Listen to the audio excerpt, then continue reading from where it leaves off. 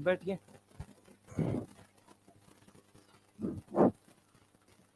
चलिए, last turn पे क्या किया था याद है? क्या याद है? हाँ,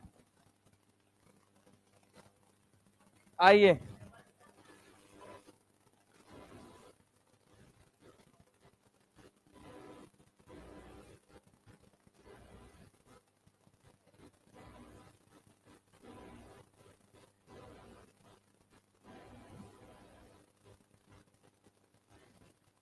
चलिए, definition pertaining to some coordinate compound. देखो, सिंपल सी बात है, मैं तुमको कुछ बातें बताना चाहता हूँ। क्या बातें बताना चाहता हूँ?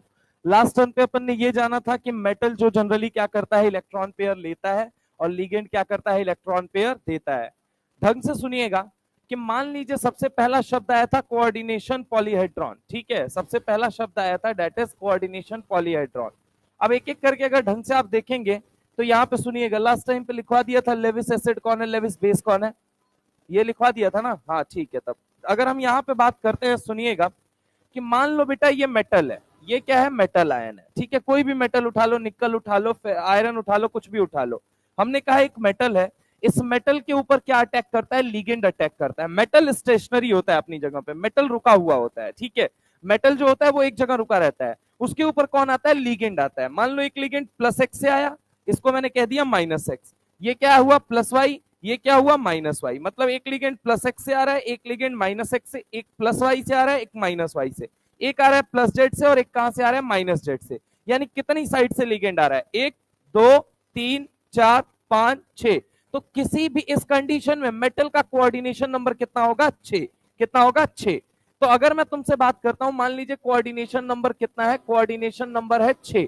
कोऑर्डिनेशन नंबर कुछ नहीं होता है, लिगेंड कितने तरफ से अटैक कर रहा है मेटल के ऊपर, उसी को हम क्या कहते हैं, उसी को हम कहते हैं कोऑर्डिनेशन नंबर। मान लीजिए ये आपको मैंने कहा ये प्लस एक्स है, और ये क्या बन जाएगा उस कंडीशन में, माइनस एक्स। मैंने कहा ये कितना है, मान लीजिए ये माइनस वाई है, तो ये क्या बन जाएगा, बोलिए जल्दी, प्लस वाई। ये बन जाएगा प्लस वाई। मैंने कहा ये मान लीजिए प्लस जेड है, तो ये क्या बन जाएगा, माइनस जेड। मान लीजिए लीगेंड यहां से अप्रोच करना चालू करता है, plus x, plus y, plus z से। ठीक है, और तो और अगर हम बात करें माइनस एक्स, माइनस वाई और माइनस जेड से, तो इसे हम क्या बोलेंगे, कितने साइड से लीगेंड अटैक कर रहा है, 6।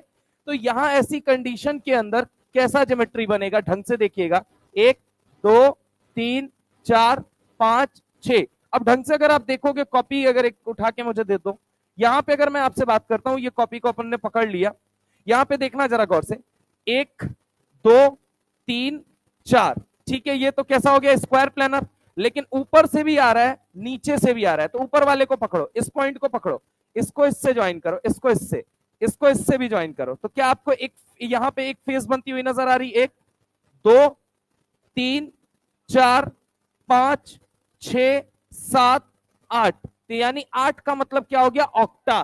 क्या हो गया, ऑक्टा। क्या हो गया, बोलो जल्दी, ऑक्टा हेड्रल। हेड्रल का मतलब क्या होता है, प्लेन। हेड्रल का मतलब क्या होता है, प्लेन। कितने प्लेन से लिगेंड अटैक कर रहा है, तो इसे हम क्या बोलेंगे, ऑक्टा हेड्रल। अब ऑक्टा हेड्रल की सबसे अच्छी ब्यूटीफुल बात क्या होती है कि यहां पे लिगेंड कहां पे अटैक कर रहा है, ऑन दी एक्सिस या बिटवीन दी एक्सिस, ये मुझे बताओ। Plus x plus y, minus x minus y, plus z minus z, यानी ऑन दी एक्सिस अटैक है या between the axis attack, on the axis attack होता है। कैसा अटैक होता है, ऑन दी एक्सिस। ये कैसा अटैक है, ऑन दी एक्सिस अटैक होता है। कैसा अटैक होता है, ऑन दी एक्सिस अटैक। अब दूसरी बात सुनना, अगर मैं आपसे बात करता हूं कि मान लीजिए कोऑर्डिनेशन नंबर कितना है, 4 है, कोऑर्डिनेशन नंबर कितना है, 4। इसका मतलब लीगेंड कितने तरफ से अप्रोच करेगा, 4। कितने तरफ से, 4। अब देखिए, कोऑर्डिनेशन नंबर अगर 4 बनता है तो दो तरह के कॉम्प्लेक्स जन्म लेते हैं। कितने तरह के, दो तरह के। पहला क्या होता है, मान लीजिए हमने कहा कि ये रहा आपका मेटल एम, ये क्या रहा आपका, मेटल एम रहा, और ये भी क्या रहा आपका, मेटल एम रहा। अब ढंग से सुनिएगा मेरी बात को, मान लीजिए यहां पे लिगेंड अप्रोच कर रहा है, कहां से अप्रोच कर रहा है, प्लस एक्स, और कहां से अप्रोच कर रहा है, माइनस एक्स। कहां से अप्रोच कर रहा है, प्लस वाई, और कहां से अप्रोच कर रहा है, माइनस वाई। यानी कि अगर मैं आपसे बात करता हूं, ढंग से सुनिए, कि यहां पे जो लिगेंड अटैक कर रहा है वो कहां से अटैक कर रहा है, ऑन दी एक्सिस या बिटवीन दी एक्सिस, ये मुझे, ऑन दी एक्सिस। तो इसका नाम क्या बनेगा, तो अगर आप देखेंगे 1, 2, 3, 4, ये क्या बना रहा है, स्क्वायर बना रहा है या नहीं बना रहा है, और वो भी एक प्लेन में बना रहा है या नहीं बना रहा है। तो अपन इसे क्या बोलते हैं, स्क्वायर प्लेनर। क्या बोलते हैं, स्क्वायर प्लेनर। इसे अपन बोल देते हैं स्क्वायर प्लेनर, इसे अपन बोल देते हैं स्क्वायर प्लेनर। अच्छा ये कैसा अटैक है, ऑन दी एक्सिस या between the axis? On the axis. लेकिन कौन सी एक्सिस पे लिगेंड एब्सेंट है ये मुझे बताइए, जेड एक्सिस। तो ऑन दी एक्सिस अटैक होता है। कैसा अटैक होता है, ऑन दी एक्सिस अटैक। क्या होता है, ऑन दी एक्सिस अटैक। अब सुनिएगा जरा गौर से, आगे अगर हम आपसे बात करते हैं, मान लीजिए कोऑर्डिनेशन नंबर 4 है, इस बार ऑन दी एक्सिस अटैक ना हो, एक्सिस के बीच में से कहीं अटैक हो, एक्सिस के बीच। मान लो ये एक्सिस है, ये एक्सिस है, ये एक्सिस है, ये एक्सिस है, ये एक्सिस है, ये एक्सिस है। लिगेंड इस बार क्या करे, कहीं बीच से अटैक करे। लिगेंड क्या करे, कहीं बीच से अटैक करे। लिगेंड क्या करे, कहीं बीच से अटैक करे। लिगेंड क्या करे, कहीं बीच से अटैक करे। मतलब कि मान लो एक लिगेंड यहां से अप्रोच कर रहा है, एक लिगेंड यहां से अप्रोच कर रहा है, एक वी बनता हुआ नजर आया। दूसरा मैंने कहा कि मान लीजिए लिगेंड जो है एक कहां से अटैक करता हुआ आ रहा है, ये सॉलिड वेज बना दिया। क्या बना दिया, सॉलिड वेज। यहां पे ढंग से देखना, ये क्या बना दिया, सॉलिड वेज, यानी कि ये तुम्हारी तरफ है, ऐसे है, बाहर की तरफ निकला हुआ। तो अगर हम बात करें कि मान लीजिए यहां से एक लिगेंड अटैक कर रहा है और दूसरा लिगेंड जो है वो कहां से अटैक कर रहा है, मान लो पीछे की तरफ, जस्ट ऐसे ऐसे अटैक हो रहा है, समझ रहे हो। एक लिगेंड इधर से आ रहा है, एक लिगेंड इधर से आ रहा है। तो यहां पे बताओ ऑन दी एक्सिस अटैक है या बिटवीन दी एक्सिस अटैक है? पहली चीज, इसका नाम क्या बनेगा सर, तो इसका नाम बनेगा टेट्राहेड्रल। क्या नाम बनेगा, टेट्राहेड्रल। क्या नाम बनेगा, टेट्राहेड्रल। कैसे, अगर मान लो ये दो लिगेंड है और ये दो लिगेंड है, हाँ या ना। अब एक काम करो, पकड़ लो, किसको किसको पकड़ लो, इसको पकड़ो, इसको पकड़ो और इसको पकड़ो। क्या एक प्लेन बनता हुआ नजर आया या नहीं आया? जस्ट ऐसा ही उधर आएगा नजर, हाँ या ना, अरे आएगा या नहीं आएगा। एक मान लो ये दोनों, ये देखो एक वी की अगर हम बात करते हैं, एक वी ऐसे है और एक वी ऐसे है। अब ऐसे समझना, इसको पकड़ो, इसको पकड़ो और इसको पकड़ लो, ठीक है। ये दोनों वी तो ऐसे हैं, अरे है या नहीं है? तो सारे लोग पहले करो, तो पहले करो सारे लोग। एक वी ऐसे है, मेरी तरह करो, जैसे मैं कर रहा हूं वैसे ही, तभी समझ में आएगा। एक वी ऐसे है और दो एक वी ऐसे है। अब इसको पकड़ लो, इस लिगेंड को और इस लिगेंड को। जैसे ही पकड़ोगे, आप अगर ढंग से देखोगे तो एक प्लेन नजर आया या नहीं आया? तो एक प्लेन उधर भी नजर आएगा या नहीं आएगा, ये बताओ। अरे हाँ ना बोलो। तो एक प्लेन जो है, एक प्लेन जो है, एक प्लेन ये भी नजर आएगा या नहीं आएगा? अरे हाँ ना बोलो। और अगर ये नजर आएगा तो आप मुझे सोच के बताइए, ये भी तो एक प्लेन नजर आ रहा है भाई। अरे हाँ ना बोलो। दो वी स्टेट है तो आप समझने की कोशिश करो, एक प्लेन आजू में, एक प्लेन बाजू में, एक प्लेन सामने, एक प्लेन पीछे। तो यानी कि ये कितना हो गया, बोलो जल्दी, 4। इसीलिए नाम क्या बना, टेट्रा। और प्लेन कितने आ रहे हैं, 4, तो नाम क्या बन गया, टेट्राहेड्रल। क्या ये ऑन दी एक्सिस अटैक है या between the axis? Between the axis attack होता है। कैसा होता है, बोलो जल्दी, बिटवीन दी एक्सिस। ये कैसा अटैक है, बिटवीन दी एक्सिस।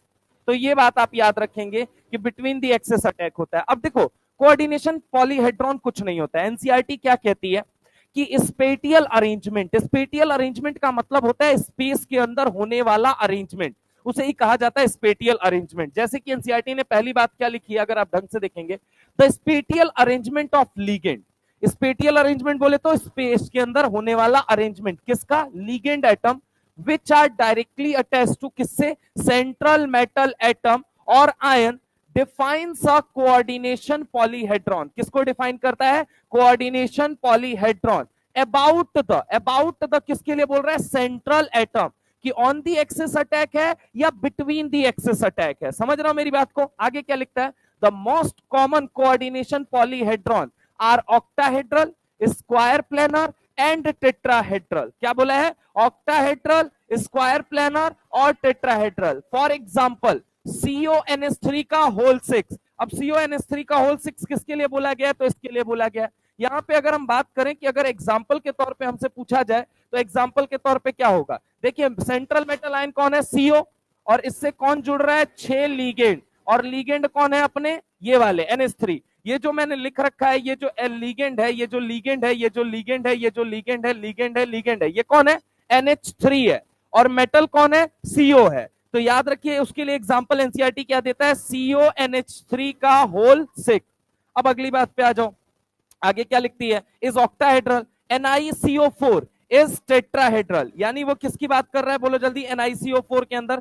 तो NiCO4 किसका एग्जांपल है, इसका एग्जांपल है NiCO4। समझ रहे हो, ये कैसा है, टेट्राहेड्रल है। और एक और एग्जांपल देता है एनसीईआरटी। एनसीईआरटी क्या लिखता है, PtCl4 इज स्क्वायर प्लेनर। क्या लिखता है? PtCl4 is square planar. PtCl4 2 minus is what? Square planar. ये कैसा होता है? Square planar. अब ढंग से मेरी बात को सुनना। होता क्या है, जनरली मैं ये बात कर रहा हूं, नॉट ऑलवेज, मैं जनरली की बात कर रहा हूं। जनरली क्या होता है, यहां पे ढंग से सुनिएगा। जनरली अगर मैं आपसे बात करूं तो जनरली ऐसा देखा जाता है कि अगर इफ केस अगर मैं आपसे बात करूं तो दो केस आपको ध्यान होने चाहिए। पहला केस क्या ध्यान होना चाहिए कि अगर मान लीजिए इफ कोऑर्डिनेशन नंबर पीटी और पीडी के केस में, पीटी और पीडी के केस में याद रखिएगा, पीटी और पीडी, यहां से इंफॉर्मेशन क्या दे रही है एनसीईआरटी, अगर कोऑर्डिनेशन नंबर 4 है पीटी और पीडी के केस में, तो ये कैसे कॉम्प्लेक्स बनाते हैं? Square planar. कैसे बनाते हैं? Square planar. Not always, I am not saying that always, generally ऐसा होता है कि पीटी और पीडी कोऑर्डिनेशन नंबर 4 के साथ कैसा कॉम्प्लेक्स बनाते हैं? Square planar. कैसा बनाते हैं? Square planar. और जनरली जो निकल होता है, निकल इन्हीं के ग्रुप में, नहीं पढ़ोगे तो पिटोगे। तो निकल के साथ क्या प्रॉब्लम होती है? निकल के साथ क्या प्रॉब्लम होती है? अगर coordination number, if coordination number कितना है बोलो जल्दी? 4, और निकल वहां प्रेजेंट है, तो वो जनरली कैसा बनाएगा? टेट्राहेड्रल। एक दो केस इधर उधर हो सकते हैं, मैं पहले बता दे रहा हूं, लेकिन जनरल बात जो है वो यही है कि पीटी और पीडी के साथ अगर आपको कोऑर्डिनेशन नंबर जनरली 4 दिखे, इट मींस आप मान लेना वो कैसा होता है? Square planar. अगर मैं बात करूं कोऑर्डिनेशन नंबर 4 दिख रहा है किसके साथ? निकल के साथ, तो वो कैसा होगा? टेट्राहेड्रल होगा। ये जनरल केस होता है, ठीक है? Not always in general, not always in general, मैं पहले बोल दे रहा हूं कि ये हमेशा नहीं होता है। ये कैसा होता है? इन जनरल होता है। कभी कभी अगर हम बात करें तो कभी कभी आपको एक दो केस अलग दिख जाएंगे, अन्यथा अगर मैं आपसे बात करूं ये बात आपको सेम दिखेगी, ठीक है? और ये भी बात कहां दिखेगी मैं ये भी बता देता हूं। एक एग्जाम्पल आप पढ़ेंगे, एग्जाम्पल क्या होगा? NiDMg का होल ट्वाइस। क्या? NiDMg का होल ट्वाइस। जब ये कॉम्प्लेक्स पढ़ेंगे तो वहां जाके निकल किसकी तरह बिहेव करने लगेगा? स्क्वायर प्लानर की तरह। किसकी तरह? स्क्वायर प्लानर की तरह। तो अगर कोऑर्डिनेशन नंबर 4 है तो ध्यान रखिएगा भाई, पीटी और पीडी के केस में स्क्वायर प्लानर कॉम्प्लेक्स बनता है। अगर कोऑर्डिनेशन नंबर 4 है तो निकल के केस में टेट्राहेड्रल। लेकिन वहीं NiDMg2 के केस में ये कैसा बनाना शुरू कर देगा? Square planar. इसीलिए मैं पहले से आपको बता के चल रहा हूं, पीटी और पीडी में जनरली कोऑर्डिनेशन नंबर 4 के साथ स्क्वायर प्लेनर कॉम्प्लेक्स बनाते हुए पाए जाएंगे, लेकिन याद रखिएगा निकल के केस में टेट्राहेड्रल। लेकिन NiDMg के केस में ये कैसा हो जाता है? It is square planar. कैसा हो जाता है? Square planar. कैसा हो जाता है? Square planar. ये हो जाता है स्क्वायर प्लेनर। तो ये वाला केस आपने ध्यान रखना है कि NiDMg2 के केस में अगर हम बात करें तो ये कैसा होता है? Square planar. तो एक्सेप्ट यहां पे लिख लेना, एक्सेप्ट अगर हम बात करें NiDMg2 में निकल का कोऑर्डिनेशन नंबर 4 आते हुए भी ये कैसा पाया जाएगा? स्क्वायर प्लेनर पाया जाएगा। इस बात को ध्यान रखिएगा। तो कोऑर्डिनेशन पॉलीहेड्रॉन का सिंपल साधारण सा मतलब होता है कि मेटल एक जगह रुका हुआ है, लिगेंड उस पे कहां कहां और किस किस साइड से अटैक कर रहा है, कहां ऑन दी एक्सिस अटैक हो रहा है और कहां बिटवीन दी एक्सिस अटैक हो रहा है। अगली बात करते हैं। अगली बात लिखता है कोऑर्डिनेशन स्फीयर। मैंने समझा दिया था, the central atom ion and ligand are attached to it are enclosed in a square bracket collectively termed as coordination sphere. मैंने बोला था स्फीयर कितने तरह के होते हैं? दो। एक होता है आयनाइजेशन, एक कोऑर्डिनेशन। आयनाइजेशन में कौन रहता है? आयन। पहले कौन लिखा जाता है? कैटायन। बाद में, अच्छा, डब्बा कितने तरह का होता है? तीन। तीन। पहला कौन सा? Cationic, anionic, neutral. आगे अगर हम बात करते हैं क्या लिखता है? The ionisable group are written outside the bracket, आजू में भी और बाजू में भी, outside the bracket and called counter ion. For example in the complex K4FeCN6। बड़ा सिंपल सा मतलब है मेरे भाई, एक चीज सोच के बताइए आप, इससे यहाँ पे सोच के, K4 है और ये क्या है? Fe है और ये क्या है? Cn है। Cn के ऊपर क्या है? होल 6 है। मैंने कहा एक साइनाइड की वजह से चार्ज होता है -1। कितना होता है? -1। कितने साइनाइड दिख रहे हैं बताइए? 6। तो 6 इंटू कितना हो जाएगा? -1। कितना हो जाएगा? -6। मतलब यहाँ पे चार्ज कितना हो जाएगा बताइए जरा? -6 हो जाएगा। अब ढंग से सुनिएगा मेरी बात को, -6 है यानी चार्ज कितना आया? -6। बाहर कितने पोटेशियम जुड़े हैं? 4। 4 का मतलब कब जुड़ेगा? जब डब्बे पे -4 रहा होगा। अरे हाँ ना बोलो भाई। अरे आपको अगर 4 केटायन को जोड़ना है, मैंने कहा पहले केटायन लिखा जाता है बाद में एनायन। अब यहां से आप पता कर सकते हो कि डब्बा केटाइनिक है या डब्बा एनाइनिक है। पहले कुछ लिखा गया है, इसका मतलब डब्बा एनाइनिक है। अरे हाँ ना बोलो, पहले केटायन जुड़ गया तो केटायन को कब जोड़ पाओगे, जब आप खुद नेगेटिव रहोगे। अरे हाँ ना बोलो भाई। अगर मान लो यहां कुछ लिखा गया, यहां कुछ नहीं लिखा गया, यहां सिर्फ कुछ लिखा गया है, इट मींस वो क्या है, एनायन। और एनायन को कब जोड़ पाओगे, जब आप खुद केटाइनिक रहोगे। इसी बेसिस पे बड़ा आसान होता है, लेकिन ढंग से सोचना पड़ेगा थोड़ा सा। मैंने क्या बोला कि अगर यहाँ पे कोई भी, यहाँ पे ये कंफर्म है कि चार्ज रहेगा। अब कैसा चार्ज रहेगा ये निर्भर करता है। जैसे मान लो यहाँ अगर पॉजिटिव चार्ज है, इट मींस पॉजिटिव चार्ज का मतलब क्या हुआ, अगर यहाँ पॉजिटिव चार्ज है इट मींस बाहर कोई इस साइड जुड़ेगा, एनायन जुड़ेगा। और अगर यहाँ नेगेटिव चार्ज है तो यहाँ क्या बनेगा, बोलो जल्दी, केटायन। मानते हो ये बात? अब ढंग से सुनना, मैंने तुमसे कहा कि यहाँ पे 4 पोटेशियम जुड़े, मैं तो भूल जाता हूं कि मुझे पता ही नहीं है यहाँ पे कितना चार्ज आएगा, मैं कहां से जज मारूंगा, मैं यहां से जज मारूंगा। मैंने देखा 4 पोटेशियम जुड़े, एक पोटेशियम पे चार्ज कितना होता है बताइए जरा, +1। मतलब 4 पे कितना चार्ज होगा, -1, सॉरी +1। 4 पे कितना हो जाएगा, +1। मतलब एक पे अगर +1 है तो 4 पे कितना हो जाएगा, 4 × +1, यानी चार्ज कितना आ गया, +4। +4 कब जुड़ेगा, जब आप खुद -4 रखोगे। अरे हाँ ना बोलो भाई। अब अंदर दिख रहा था मुझे -6, बाहर दिख रहा है मुझे -4, मतलब 2 गया तो गया कहां। अगर ये भी नहीं आता है तो ऐसे करो, 6 को लाइन खींच लेना। एक बात बताओ, 1 2 3 4 5 6, हाँ या ना। अब एक बात बताओ, मुझे पता करना है कि मेटल कितने में चार्ज है। एक बात बता कि मुझे 6 माइनस दिखने चाहिए थे, अभी मुझे दिख कितने रहे, 4। इसका मतलब 2 को न्यूट्रलाइज किया गया है, और 2 को न्यूट्रलाइज करने का मतलब कितना पॉजिटिव चार्ज रहा होगा, बताना जरा, 2। यानी आयरन कितने में आ गया, बोल जल्दी, +2। कितने में आ गया, +2। क्या ये बात क्लियर है सबको कि ये +2 आया कैसे है? अब अगर मैं तुमसे बात करता हूं कि यहां पे जरा गौर से सुनना, एनसीईआरटी क्या लिखती है, the ionisable group are written outside the bracket. जो आयनाइजेबल ग्रुप होता है वो कहां लिखा जाता है, ब्रैकेट के बाहर लिखा जाता है।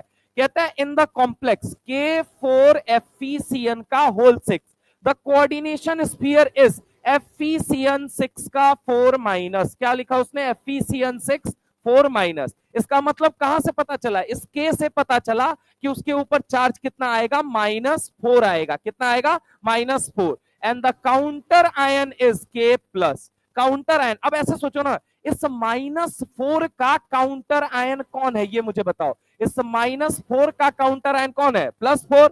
और +4 किसकी वजह से आ रहा है, पोटेशियम। तो इसे अपन क्या बोलते हैं, काउंटर आयन। क्या बोलते हैं, काउंटर आयन। यानी अभी तक की पिक्चर में हमें क्या क्लियर हुआ कि भैया एक बात बताइए, स्फीयर कितने तरह के हैं, पहला कौन सा, दूसरा कौन सा, आयनाइजेशन में कौन रहता है, काउंटर आयन। कौन रहता है, अच्छा, कोऑर्डिनेशन में कौन रहता है, central metal ion, electron pair लेने वाला और इलेक्ट्रॉन पेयर देने वाला। देने वाला कौन है, लेने वाला कौन है, सेंट्रल मेटल आयन डब्बे के अंदर रहता है, लिगेंड डब्बे के अंदर रहता है। जो आयनाइजेबल पार्ट है, जो काउंटर आयन है, वो कहां रहता है, बाहर।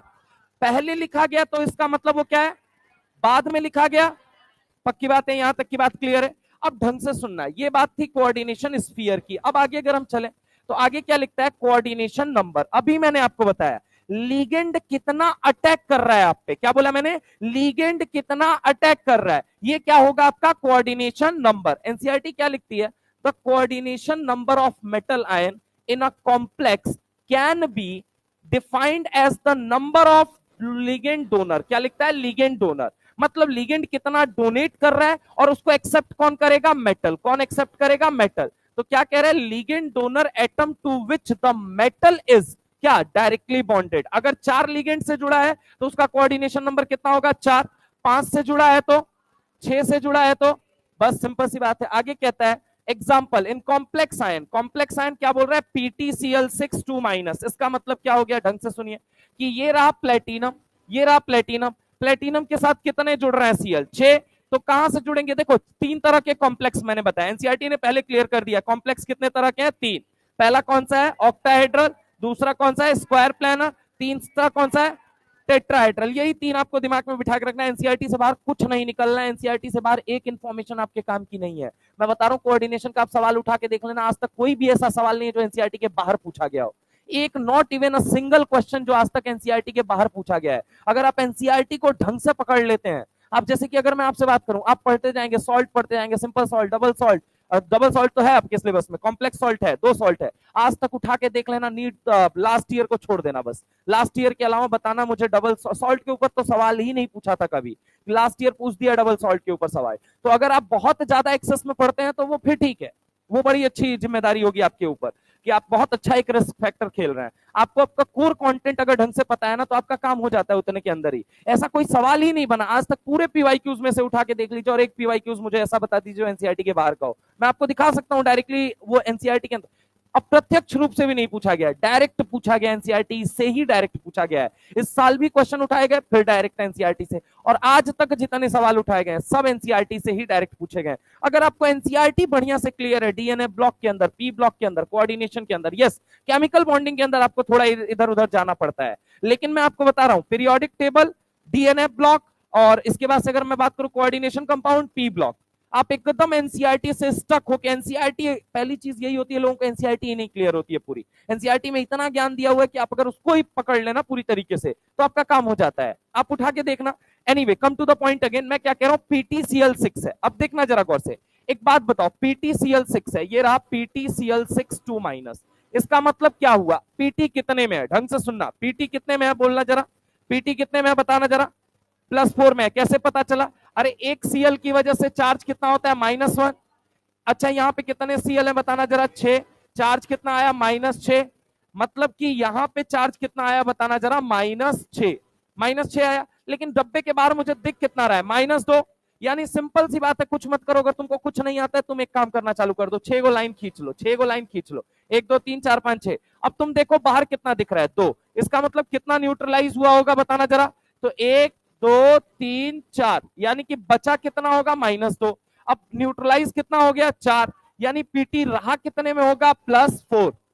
अब तुम देखना एनसीईआरटी यहां से भी बहुत बड़ी इंफॉर्मेशन तुमको दे चुकी है, कहना वो ये चाहती है इस एग्जांपल के जरिए कि अगर पीटी +4 में है, पीटी +4 में है तो वो ऑक्टाहेड्रल कॉम्प्लेक्स बनाएगा, क्या बनाएगा, ऑक्टाहेड्रल कॉम्प्लेक्स, क्या बनाएगा, ऑक्टाहेड्रल कॉम्प्लेक्स। अब आगे सुनना, आगे क्या लिखता है, पीटीसीएल4 पीटीसीएल6 एंड NiNH3 का होल 4 2+, क्या लिखता है, एंड NiNH3 2+। अब इसका मतलब क्या है, 2+ होने का मतलब क्या हुआ, देखिए NH3 एक न्यूट्रल लिगेंड होता है, अभी आगे मैं बताऊंगा, ठीक है, तो इसकी वजह से कोई चार्ज नहीं आता है। निकल अब कितने में है बताना जरा, +2 में है, समझ रहे हो मेरी बात को, तो निकल कितने में है, +2 में है। आगे देखिए क्या लिखता है, the coordination number of PT and NI आर 6 and 4, कह रहा है कि NI के साथ कितने लिगेंड जुड़े हैं, ये मुझे बताइए, 4 लिगेंड जुड़े हैं, कितने लिगेंड जुड़े हैं, 4, यानी कि कोऑर्डिनेशन नंबर इसका कितना हो जाएगा बताइए, NiNH3 का होल 4, यानी इसका अगर हम बात करें आपसे कि NI के केस में मुझे ये बताइए कि इसका कितना कोऑर्डिनेशन नंबर है, तो आपका जवाब क्या होगा, यहां कोऑर्डिनेशन नंबर कितना है 6,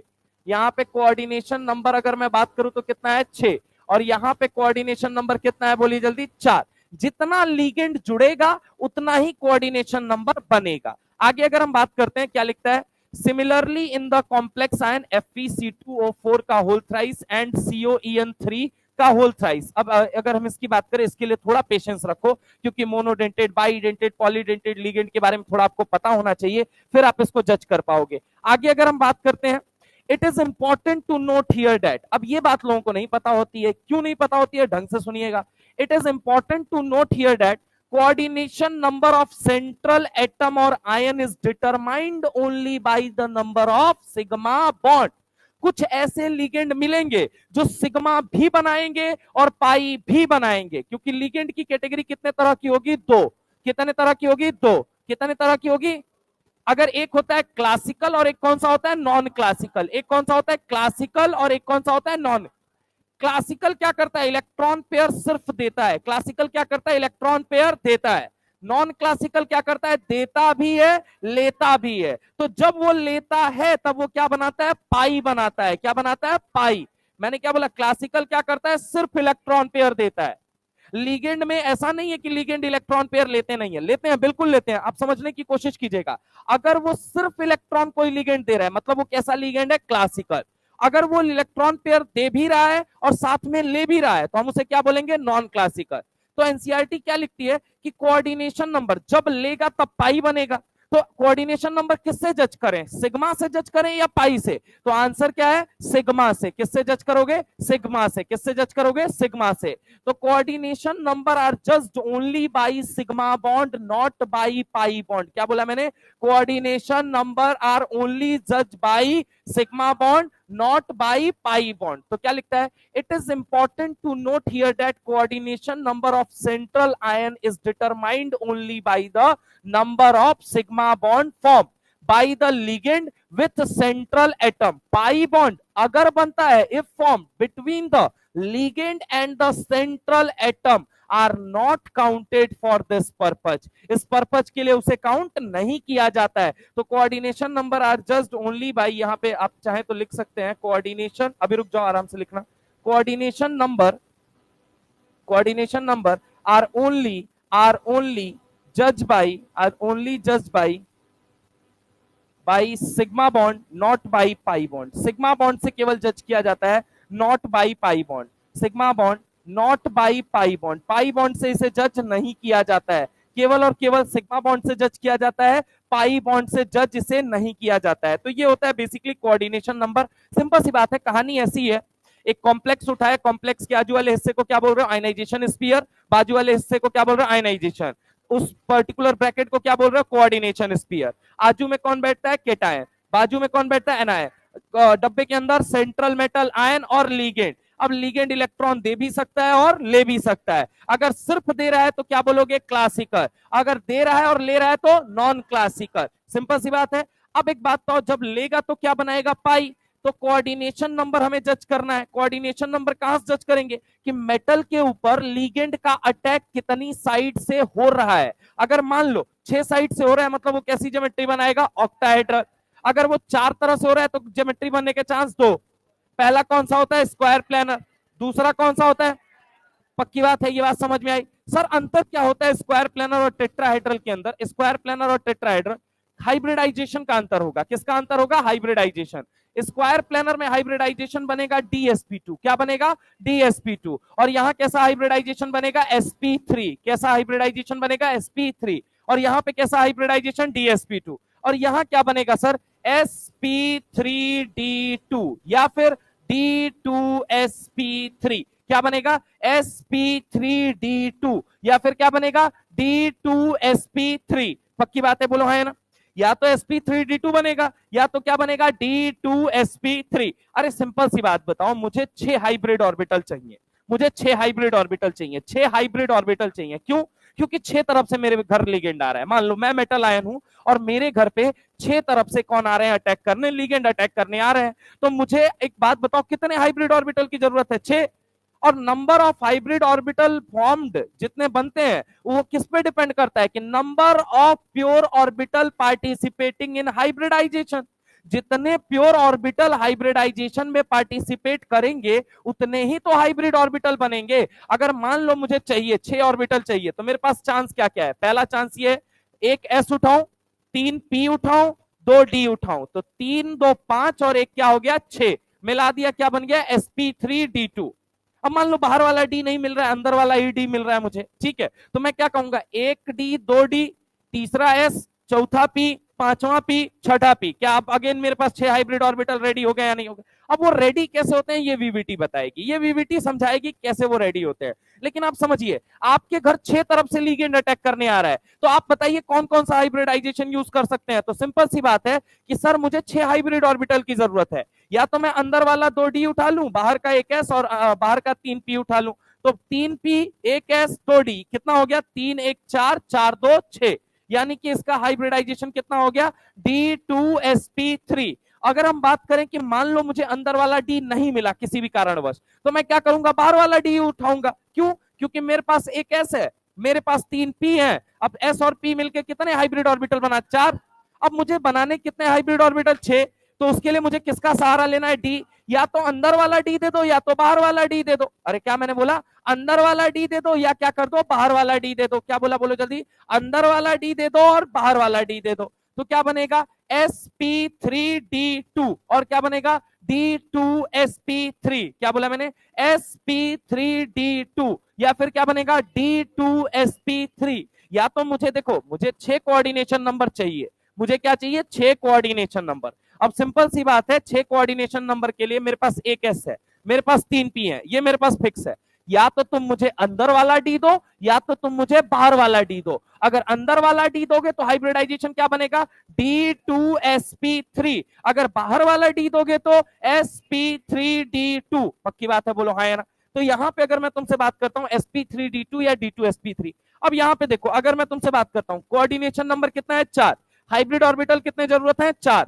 अगर मान लो मुझे अंदर वाला एक डी मिल जाता है तो बाहर वाला एक एस चाहिए और 2 पी चाहिए, नाम क्या बन गया, DsP2।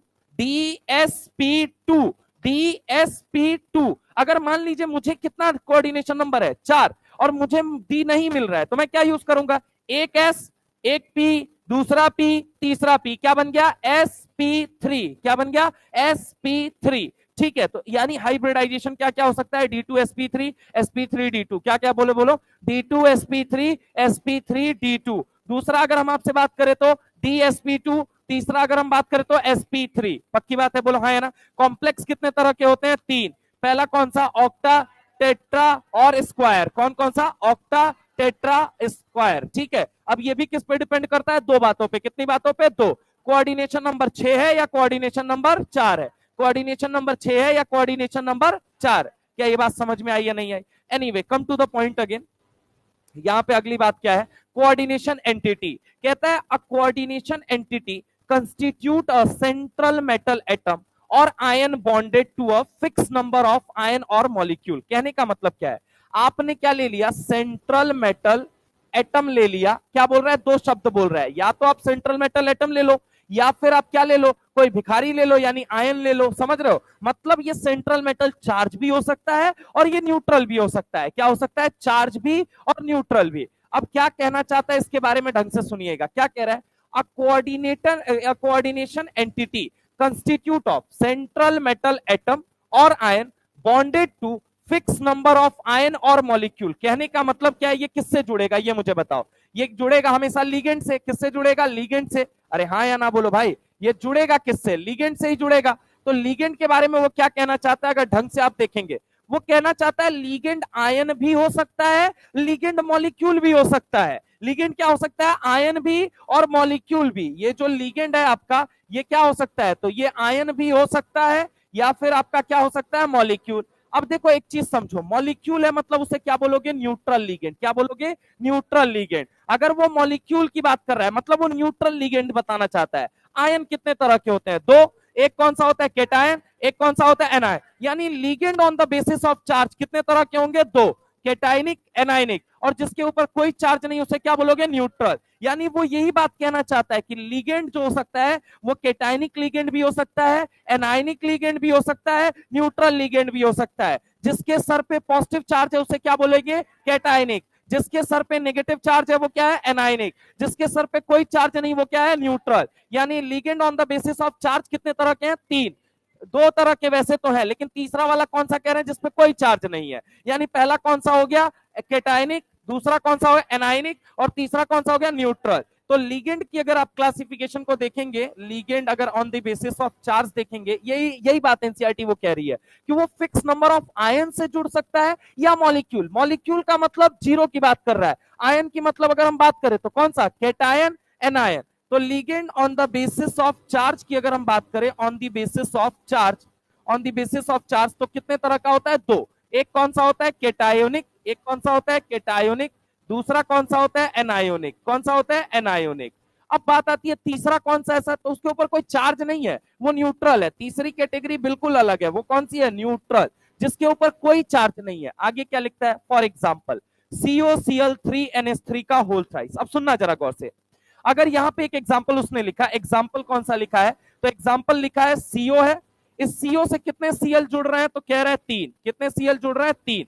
अब एक Cl की वजह से चार्ज कितना होता है, -1, यानी 3 Cl की वजह से -3। अब जरा गौर से देखना, फिर क्या लिखता है, NH3 का होल 4। मैंने कहा NH3 जो होता है ये न्यूट्रल लिगेंड होता है। कैसा होता है, न्यूट्रल। अब न्यूट्रल लिगेंड मतलब इसकी वजह से कोई चार्ज नहीं होता है कभी। तो ढंग से अगर आप देखोगे, ढंग से देखना, सॉरी सर, हाँ यहाँ पे अगर हम बात करें, ढंग से देखना, यहाँ पे अगर मैं तुमसे बात करूं, एक बात बताओ ना, डब्बे के बाहर कुछ जुड़ा और ना डब्बे के इस साइड कुछ जुड़ा, दोनों साइड देखो कुछ नहीं जुड़ा है। इसका मतलब क्या है? इसका मतलब ये है इसकी वजह से तो चार्ज कितना हो गया देखो जीरो, इसकी वजह से चार्ज कितना हो गया जीरो, इस सीएल की वजह से चार्ज कितना हुआ -3। अब डब्बे पे ओवरऑल चार्ज कितना आया? जीरो। नहीं तो कुछ तो आगे या कुछ तो पीछे लगता भाई, कुछ नहीं लगा मतलब डब्बा कैसा है? जीरो। अब अंदर चार्ज कितना दिख रहा है? -3। यानी कोबाल्ट को मैनेज कितना करना हो, यानी कोबाल्ट का यहाँ पे ऑक्सीडेशन नंबर कितना है? +3। तो ऑक्सीडेशन नंबर निकालना बड़ा सिंपल है। आप ये देखो ना कि आजू में या बाजू में कुछ जुड़ा है क्या, तो आंसर आएगा नहीं जुड़ा है। जब नहीं जुड़ा है इसका मतलब डब्बा कैसा है? न्यूट्रल। अब अंदर बस तुम्हें यह पता करना है कि चार्ज का कितना घपलेबाजी की जा रही है। तुमको दिख रहा है -3 यहाँ पे क्लोरीन की वजह से है, लेकिन डब्बे के बाहर दुनिया को दिखाया जा रहा है कि जीरो है, जीरो है, जीरो है, यानी अंदर कितना मैनेज किया गया होगा? +3। अब मैनेज कौन करेगा? Central metal. लिगेंड थोड़ी मैनेज करने जाएगा भाई, लिगेंड भी मैनेज करता है एक दो जगह पे, मैं तुमको ये भी बता दूं, ठीक है? लिगेंड मैनेज करता है, कहां मैनेज करेगा? वेट ब्राउन रिंग टेस्ट के अंदर, सोडियम नाइट्रोक्लोराइड आयन के अंदर। ये एनीवे अगर हम बात करते हैं, यहां देखो, is a coordination entity in which cobalt ion, अब वर्ड क्या लिख दिया उसने?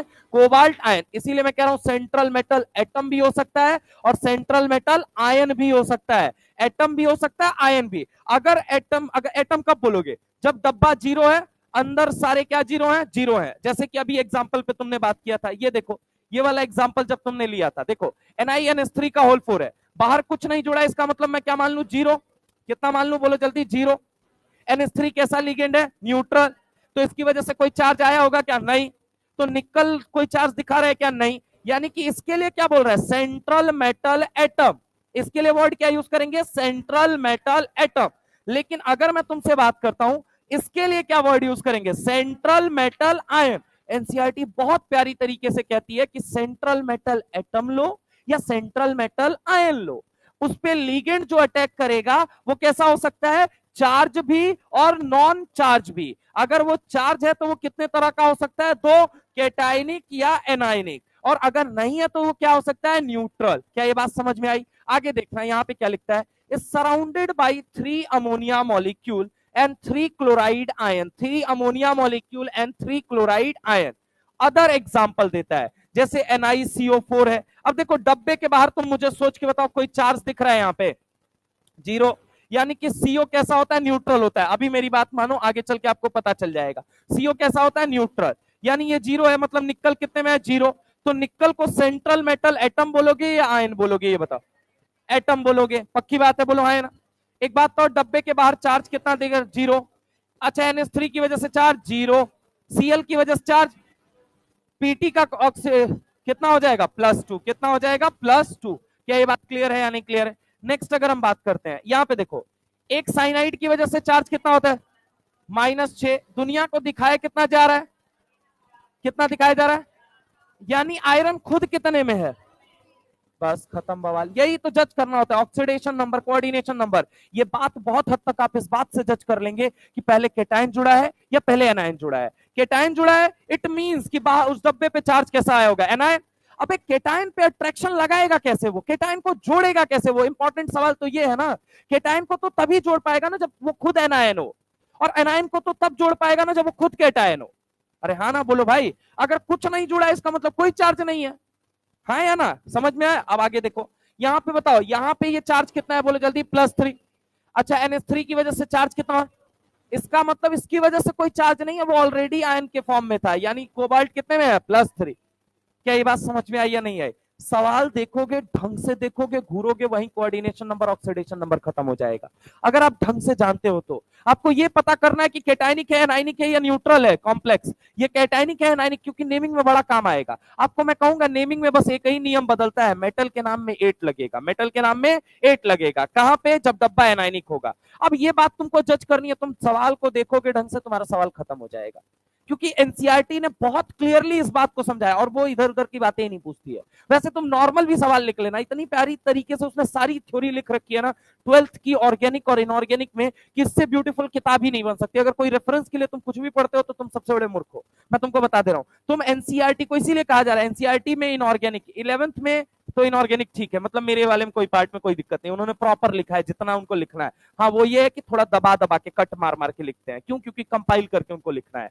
अब अगर दूसरी अगर हम बात करें ऑर्गेनिक और इनऑर्गेनिक में, मोर देन इनफ है एनसीईआरटी, मोर देन इनफ है। जिसने अगर अपनी पूरी ग्रिप बना ली उसके ऊपर, ढंग से तुम एनसीईआरटी की भी बात को बस पकड़ लो, बस तुम्हारा हो जाएगा। लेकिन एनसीईआरटी का मतलब ये होता है एक्सरसाइज, एनसीईआरटी का मतलब ये होता है उसके एग्जाम्पलर, एनसीईआरटी का मतलब ये होता है कि उसकी इंटेक्स क्वेश्चन, एनसीईआरटी का मतलब होता है उसके एग्जाम्पल, सब पे पकड़ होनी चाहिए इक्वली, ठीक है। Anyway come to the point again, अगर हम आगे बात करते हैं सेंट्रल मेटल एटम या आयन, अब देखो अब ये और आसान है तुम्हारे लिए। In coordination entity the atom और आयन, फिर से वर्ड क्या यूज किया, एटम और आयन।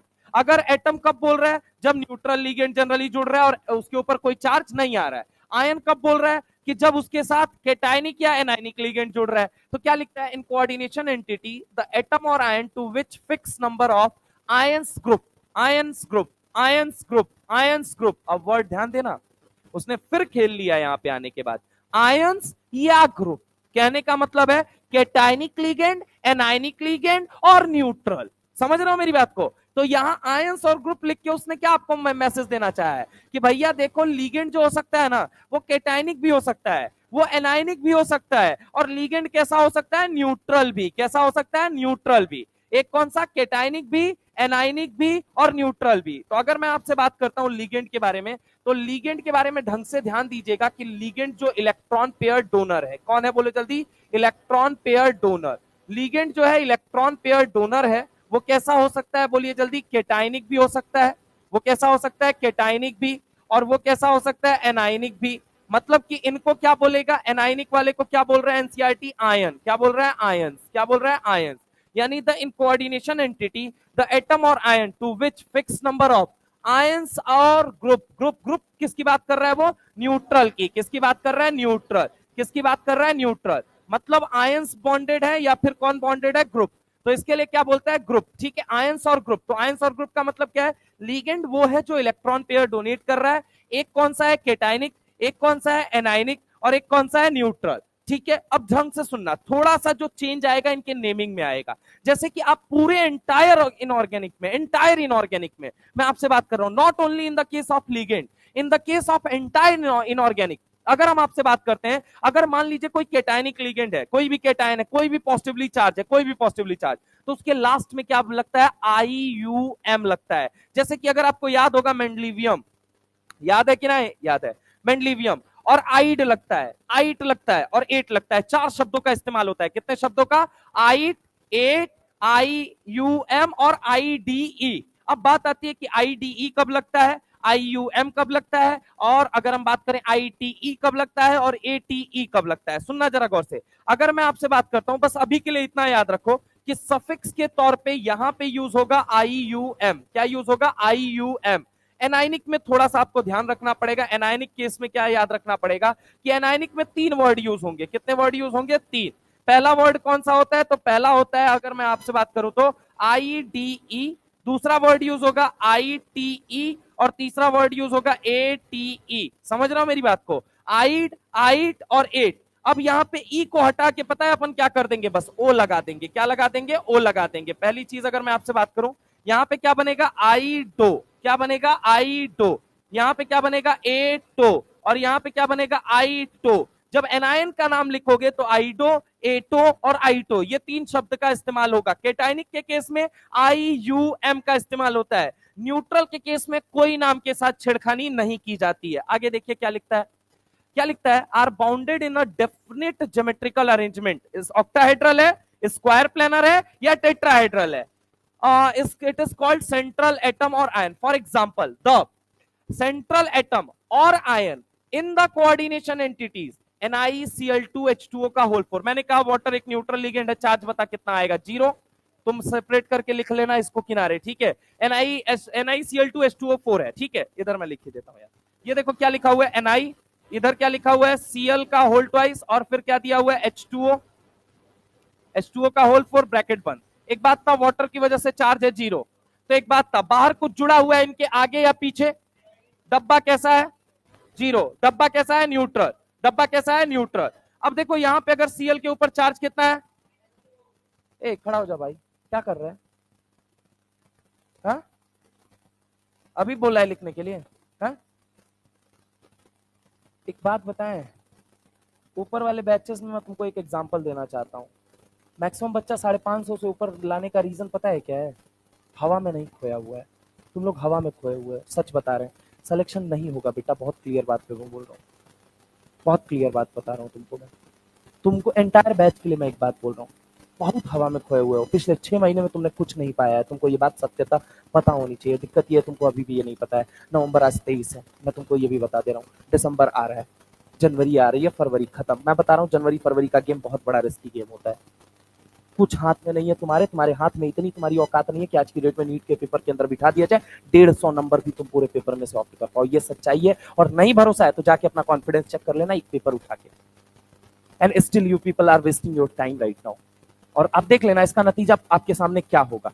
और एक बात मैं बता दे रहा हूँ, पहला ड्रॉप दूसरा ड्रॉप जब नहीं निकला ना, तो दूसरे ड्रॉप के बाद फिर तीसरा ड्रॉप जनरली निकलता नहीं है, फिर सातवां ड्रॉप लोगों का निकलता है।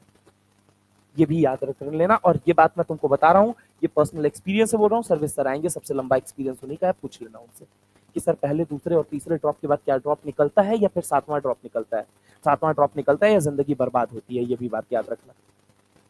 कंप्लीटली इंडल्ज है। आपको आपको क्या मतलब, आपको पता है क्या है? आप दिक्कत पता है क्या है? आप ना केवल और केवल हवा में है इस समय। हवा में क्या है? मैं कर लूंगा, मैं ऐसा कर लूंगा, मैं ऐसा कर लूंगा, मैं ऐसा कर लूंगा। दिक्कत ये है ना, तुमने अभी तक किया कुछ नहीं है। प्रॉब्लम ये, मैं ये कर लूंगा, मैं वो कर लूंगा, मैं ऐसा कर लूंगा, वैसा कर लूंगा। आप कुछ नहीं कर पाओगे। आपके हाथ में एंड ऑफ द डे कुछ नहीं बचेगा। और ये बात मान लो। नहीं मानोगे कोई बात नहीं है, मुझे कहने में, सच कहने में कोई वो दिक्कत नहीं है। आप अपने जनवरी फरवरी में खुद रियलाइज कर लेना। इधर आइए, अगर मैं बात करता हूँ H2O के अंदर कितना है, 0। अगर एक की वजह से अगर चार्ज कितना है, 0। यहाँ पे चार्ज कितना आएगा, -2। अब -2 है, बाहर डब्बे के फिर भी 0 दिख रहा है, यानी निकल कितने में है, +2 में। तो क्या लिखता है, for example the central atom ion in the coordination entities NiCl2H2O का होल 4, COClNH3 का होल 5। ये क्या बोलता है, COCl, यहां पे क्या देता है, NH3 का होल 5। अगर हम बात करें COClNH3 का होल 5, तो यहां पे जरा गौर से देखो, ये क्या दे रहा है, +2। इसका मतलब NH3 की वजह से चार्ज कितना होता है, 0।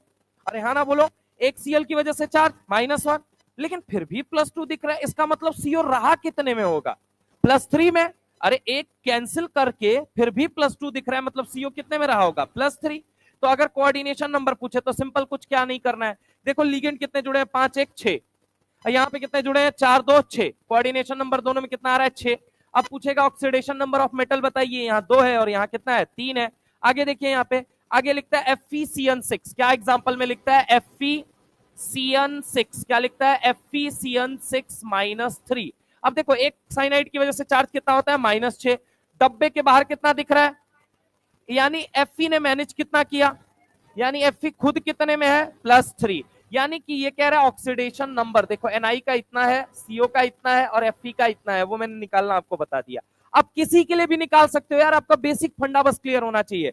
पहले केटाइन जुड़ता है, बाद में एनाइन जुड़ता है। पहले कुछ जुड़ा मतलब ये समझ जाओ, पहले तो केटाइन ही जुड़ता है। केटाइन जुड़ता है मतलब डब्बा कैसा होगा, एनाइनिक रहा होगा। अगर बाद में कुछ जुड़ा है मतलब यार ये कंफर्म है कि डब्बा कैसा है, केटाइनिक है, तभी एनाइन उससे जुड़ा है।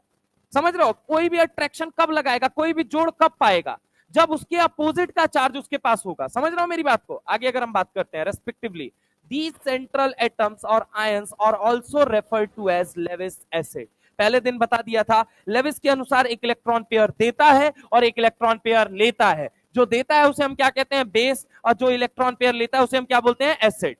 आगे आते हैं, आगे ढंग से सुनिएगा, क्लासिफिकेशन ऑफ लिगेंड। अब सुनो ढंग से पूरी बात, लेकिन इस बात को बताने से पहले मैं तुमको एक और बात बताना चाहता हूं, पूरा कंक्लूजन। कंक्लूजन ये है दोस्त, ये समझो, यहां पे ढंग से समझना। अगर ये बात समझ गए तो तुमको सारी बात समझ में आ जाएगी। यहां पे सुनना, अभी तक जितनी भी बातें तुमने पढ़ी है वो सब समझ में आ जाएंगी। ये बताओ, इस डब्बे को क्या नाम देते हो, ये पहले बताओ, क्या नाम देते हो, बोलो जल्दी। क्या नाम देते हो, कोऑर्डिनेशन स्फीयर। इस पेज को रखना, इस पेज से तुम्हें सारी इंफॉर्मेशन मिल जाएगी। कितने तरह का होता है ये मुझे बताओ, कितने तरह का होता है, 3 तरह का। कितने तरह का, 3। ये क्या हो सकता है, केटायोनिक। क्या हो सकता है, केटायोनिक। दूसरा क्या हो सकता है, एनायोनिक। तीसरा कौन सा हो सकता है, न्यूट्रल हो सकता है। क्या हो सकता है, बोलो जल्दी, न्यूट्रल। इसके अंदर कौन रहता है, कितने तरह का, कितने तरह का, पहली चीज तो ये हुआ। दूसरी चीज अगर हम बात करते हैं, ये इसके अंदर कौन रहता है, ये मुझे बताओ, कौन रहता है, ये मुझे बताओ, कौन कौन रहता है, कौन रहता है? सेंट्रल मेटल एटम या आयन, दोनों बात बोलोगे, ठीक है। आधी दुनिया कंफ्यूज, आयन बोलूं या एटम बोलूं, दोनों बोल, समझ रहे हो। दूसरी बात कौन रहता है बोले, अच्छा सेंट्रल मेटल आयन क्या करता है, इलेक्ट्रॉन पेयर लेता है या देता है, और लिगेंड क्या करता है, देता है। लिगेंड क्या करता है, देता है। अब सिंपल सी बात सुनना है, यहाँ पे सेंट्रल मेटल आयन इलेक्ट्रॉन लेता है, इसलिए हम इसको क्या बोलेंगे, बोलो जल्दी, लुईस एसिड। क्या बोलेंगे, लुईस एसिड। अच्छा ये देता है तो इसको क्या बोलोगे, लुईस बेस। क्या होता है, बोलो जल्दी, लुईस बेस। अब इसके आगे कहानी कंटिन्यू हो जाएगी, इसके आगे की कहानी। अगर मान लो डब्बे के अंदर सेम तरह का लिगेंड है, डब्बे के अंदर सेम तरह का लिगेंड, एग्जांपल दीजिए सर, एग्जांपल आपको देता हूं। देखो यहाँ पे लिगेंड कितने तरह के हैं, दो, एक न्यूट्रल है और एक कैसा है, एनाइनिक, दो डिफरेंट तरह के हैं।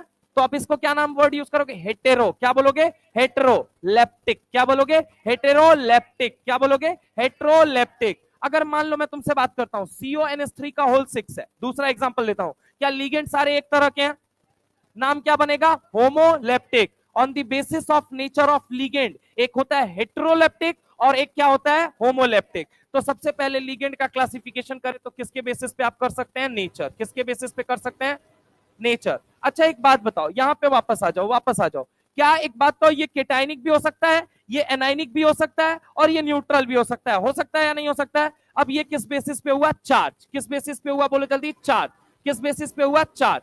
किस बेसिस पे हुआ, चार्ज। अब ढंग से सुनना, ढंग से सुनना, का चार्ज। अब इसके बाद से एक और बात लिखी है एनसीईआरटी ने अभी तक, क्या लिखी, हाँ ये वाली बात, कि कोऑर्डिनेशन नंबर आर ओनली जज by sigma not by pi bond. इसका मतलब वो सिग्मा भी बनाते हैं और पाई भी बनाते हैं, अरे हाँ ना बोलो भाई। अगर सिर्फ सिग्मा बनाते हैं तो नाम क्या है, क्लासिकल। अगर नहीं बनाते हैं तो यानी on the basis of bonding, on the basis of किसके बेसिस पे, बॉन्डिंग। किसके बेसिस पे, बोल बेटा, बॉन्डिंग। किसके बेसिस पे, बॉन्डिंग। बॉन्डिंग के बेसिस पे अलग तरह का क्लासिफिकेशन होगा या नहीं होगा। अब बात आती है, मैंने आपको अभी तक पढ़ाते वक्त क्या बात बोली, मैंने आपको बोला कि देखो यहाँ पे एक वर्ड लिखा हुआ है डाइडेंटेड लिगेंड। क्या लिखा हुआ है, डाइडेंटेड, मतलब जिनकी दंतुता कितनी होती है, दो। मान लो कोई एक तरफ से इलेक्ट्रॉन दे सकता है, कोई दो तरफ से दे सकता है, कोई दो से ज्यादा तरफ से दे सकता है, यानी क्या नाम बनेगा, मोनोडेंटेड, पॉलीडेंटेड, एम्बीडेंटेड, फ्लेक्सीडेंटेड। चार तरह का क्लासिफिकेशन बनता है। पहला कौन सा, मोनोडेंटेड, पाईडेंटेड, पॉलीडेंटेड, एम्बीडेंटेड, फ्लेक्सीडेंटेड। यानी वो बेसिकली बोले मोनो पॉली, उसके बाद से एम्बी फ्लेक्सी। बोलो बोलो, monopoly, monopoly MB flexi, monopoly MB flexi, monopoly MB flexi. यानी अब इसके बाद कौन सा क्लासिफिकेशन आएगा, ऑन दी बेसिस ऑफ, अगर हम बात करें तो कौन सी कैटेगरी आ जाती है, डेंटिसिटी। कौन सी कैटेगरी आ जाती है, डेंटिसिटी। कौन सी आ जाती है, डेंटिसिटी। कौन सी आ जाती है, डेंटिसिटी। यानी सबसे पहली चीज, नेचर के बेसिस पे होमो या हेट्रो, नेचर के बेसिस पे होमो या हेट्रो, नेचर के बेसिस पे होमो या हेट्रो, चार्ज के बेसिस पे cationic, anionic, neutral, cationic, anionic, neutral, cationic, anionic, neutral. Bonding के बेसिस पे क्या, classical, non classical, classical, non classical, classical. On the basis of denticity, monopoly MB flexi, monopoly MB flexi, monopoly MB flexi. अब ढंग से सुनना, ligand की अगर हम बात करते हैं तो लिगेंड के बारे में ढंग से सुनना कि ligand on the basis of nature कितने तरह के हैं, दो। एक कौन सा है, होमो और hetero. On the basis of charge, तीन। पहला कौन सा है, cationic, anionic, neutral. On the basis of bonding, दो। कौन कौन से, क्लासिकल, नॉन क्लासिकल। इलेक्ट्रॉन सिर्फ दे सकता है, देने के साथ साथ ले भी सकता है। अगर हम बात करें डेंटिसिटी, मोनोपॉली एमबी फ्लेक्सी। अच्छा ये मैं आपको बता दूं, एम्बीडेंटेड न्यूक्लियोफाइल भी तुमने ऑर्गेनिक में सुना होगा, न्यूक्लियोफाइल पढ़ाते वक्त। अच्छा एक बात तो, एम्बीडेंटेड न्यूक्लियोफाइल क्या होता है, ठीक है। अगर मैं आपसे बोलूं कि ये एम्बीडेंटेड लिगेंड है या नहीं है, ये बताओ, ये बताओ, एम्बीडेंटेड लिगेंड है या नहीं है, हा?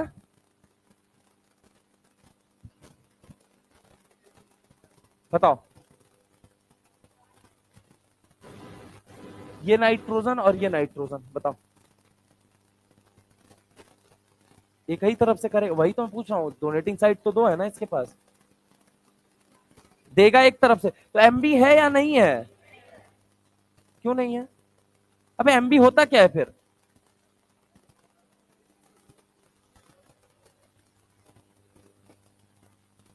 ये एम्बिडेंटेड है बट एक तरफ से। अच्छा ये एम्बिडेंटेड है या नहीं है?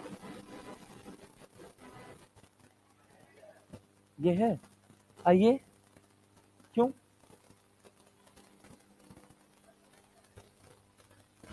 अबे एम्बिडेंटेड है क्या, पहले ये मुझे बताओ।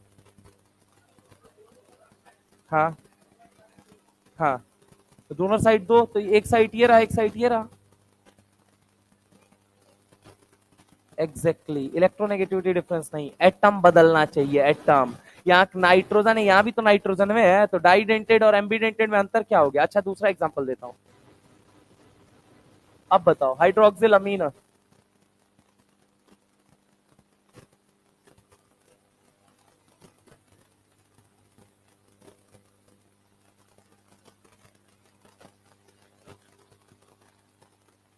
है या नहीं है?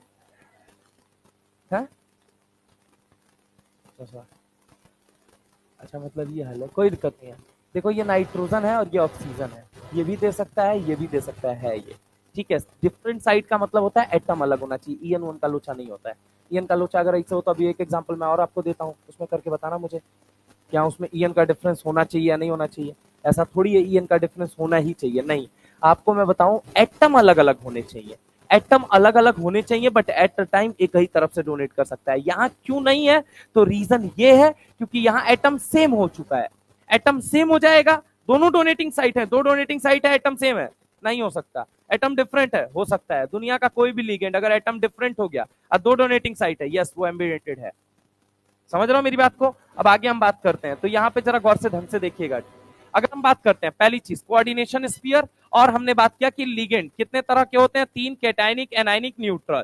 अब याद रखिएगा कौन रहता है, सेंट्रल मेटल, एटम और आयन। लिगेंड की अगर हम बात करें तो लिगेंड की कैटेगरी है चार। अब सुनिए, यहाँ कौन बैठता है बताना जरा, यहाँ कौन बैठता है? अगर हम बात करें आयनाइजेशन स्फीयर है तो कौन बैठेगा यहाँ? कैटायन। और यहाँ कौन बैठेगा? एनायन।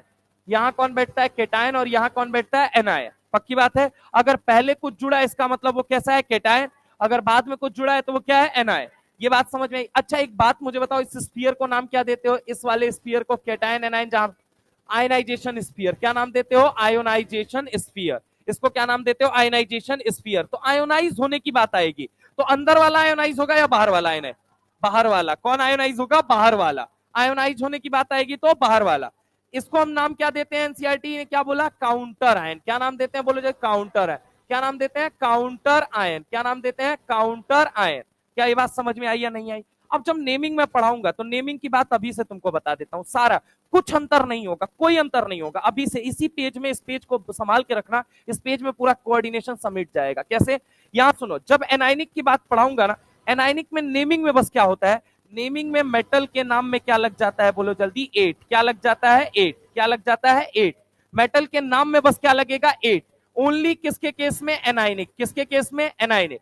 बाकी कैटायनिक में कोई छेड़खानी नहीं होगी, एनाइन न्यूट्रल में कोई छेड़खानी नहीं होगी। जो नाम में छेड़खानी होगी वो कहां पे होगी? एनायनिक। एनायनिक में नाम के आगे क्या लग जाएगा? Metal plus 8। क्या लग जाएगा? Metal plus 8। वहां इस डब्बे को पहचानने का काम आएगा। वहां पे इस डब्बे को पता होना चाहिए कि हम न्यूट्रल है, कैटायनिक है या एनायनिक है। अगर कैटायनिक है डब्बा, मेटल के नाम में कोई छेड़खानी नहीं होगी। कैटायनिक है डब्बा, मेटल के नाम में कोई छेड़खानी नहीं। कैटायनिक है डब्बा, मेटल के नाम में कोई छेड़खानी नहीं। एनायनिक है डब्बा तो मेटल के नाम में क्या बनेगा? 8। मेटल के नाम में 8। और अगर न्यूट्रल है डब्बा तो क्या बनेगा?